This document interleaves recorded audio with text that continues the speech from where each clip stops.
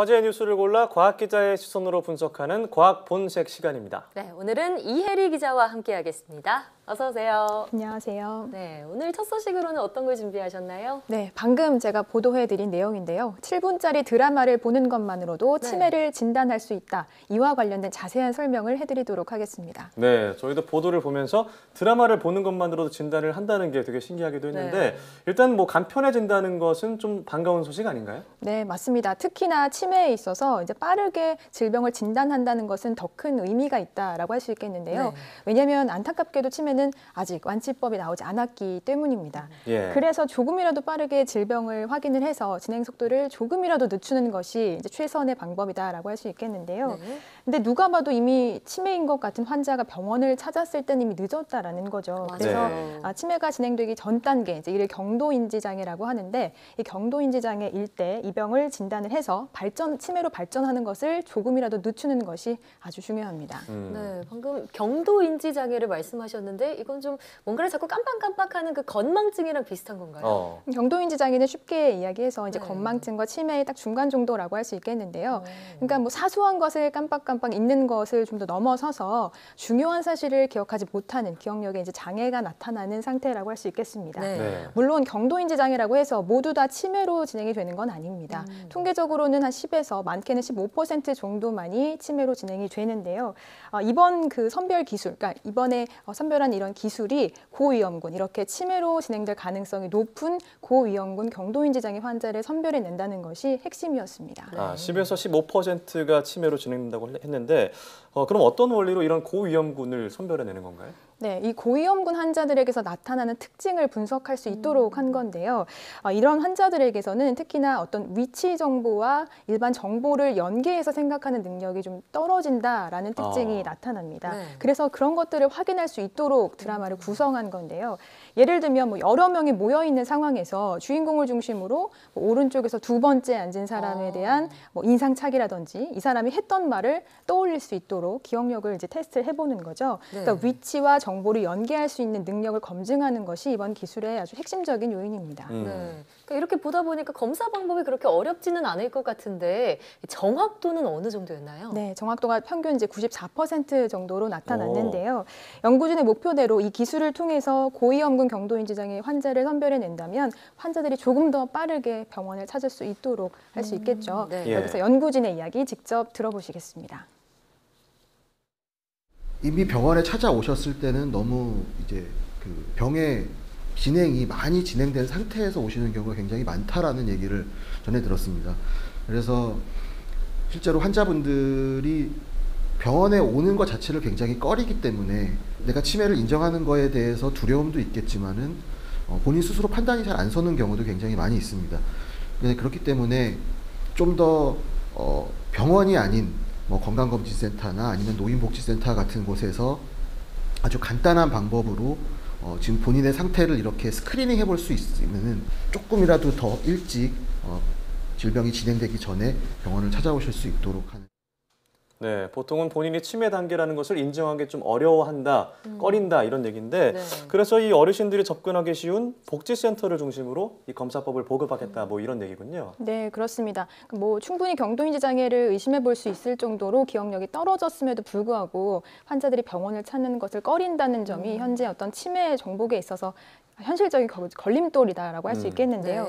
이 때문에 일상 속에서 쉽게 본인의 상태를 점검하고 모니터링할 수 있도록 하겠다는 것이 연구진의 목표고요. 저는 또 한편은 이 검사법이 현재 굉장히 복잡하고 또 어렵고 고가인 어떤 치매 진단 단계를 완전히 대체는 못하더라도 조금이라도 줄일 수 있었으면 좋겠다라는 생각이 들었어요.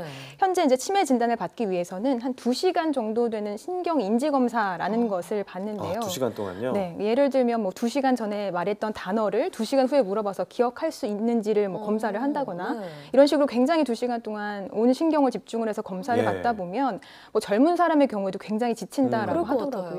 어르신들의 경우에 더 하겠죠. 그러니까 이렇게 좀 어려운 검사를 좀 줄일 수 있고 그리고 또 이런 검사가 끝났다고 해서 모두 다 끝난 게 아니라 일부 이제 필요한 환자의 경우에는 PET라고 해서 이제 뇌를 촬영해보는 검사를 추가로 진행하게 되는데 이제 이 검사의 경우에도 굉장히 고가거든요. 그래서 이렇게 간단하고 좀 정확한 진단 기술이 이제 고도화된다면 이런 어려운 단계들, 좀 복잡한 단계들을 좀 대체할 수 있지 않을까 이런 좀 바람을 좀 가져봅니다. 네, 정말 앞으로 활발한 후속 연구가 이루어졌으면 하는 바람이네요. 네. 다음 준비한 소식은 뭔가요? 네, 바로 이맘때면 찾아오는 행사와 관련된 소식을 준비했는데요. 네. 겨울이 시작된다는 이제 입동쯤이 되면 각 가정에서는 이제 김장김치 담글 채비를 맞아요. 하시잖아요. 네. 네, 김치와 관련된 이야기 해보겠습니다. 네, 오랜만에 이혜리 기자와 푸드톡톡하는 시간이 된 것 그러게요. 같다는 생각이 드는데요. 네. 뭐 김치야 뭐 우리나라의 대표적인 음식이니까 어떤 내용을 준비하셨나요? 네, 혹시 이제 그 김치의 맛을 좌우하는 게 유산균이라는 사실을 알고 계셨는지 먼저 좀 여쭤볼게요. 유산균이요? 저는 네. 그냥 싱싱한 배추나 뭐 이런 거라고 생각을 했는데 고춧가루 같은 거예요. 그러게요. 네, 물론 뭐 일리가 있습니다. 그러니까 어떤 재료를 가지고 김치를 만들었느냐, 그리고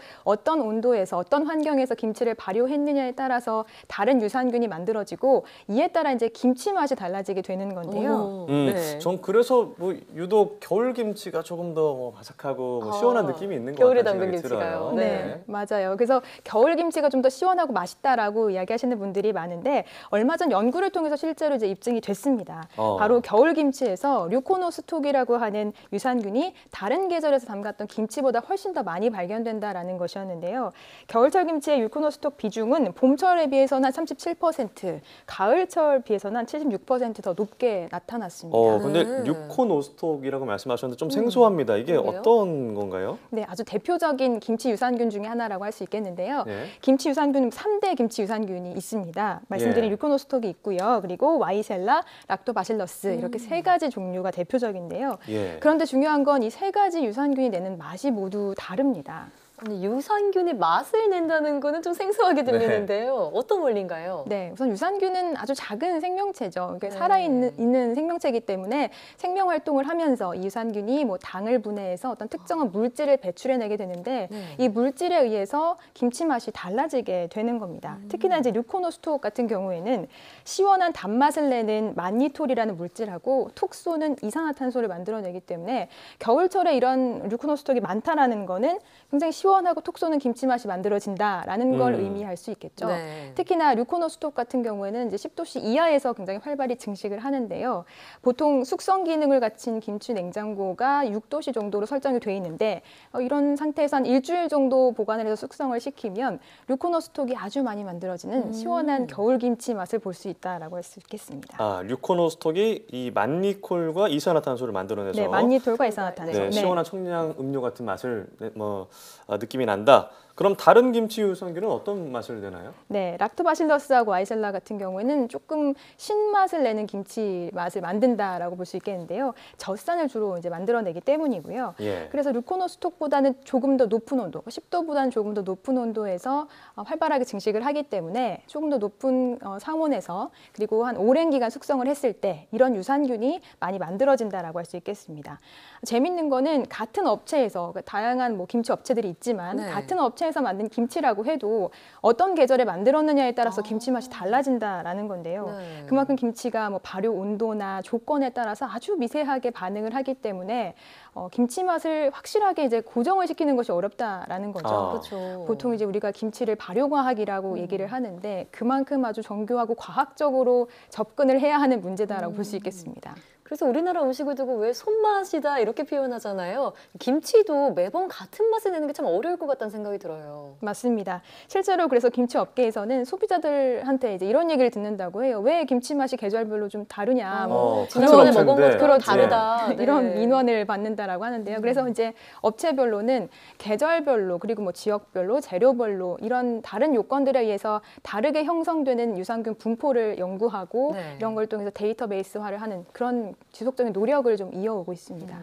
그렇군요. 유산균을 잘 분석하면 더 다양한 맛의 김치를 좀 만들어낼 수 있지 않을까라는 생각이 그러게요. 드는데 오늘 저도 김치를 먹으면서 저희 집 김치는 어떤 유산균이 들어있나 좀 탐구를 좀 분석해보도록 해보세요. 네, 해보도록 하겠습니다. 오늘 말씀 고맙습니다. 고맙습니다.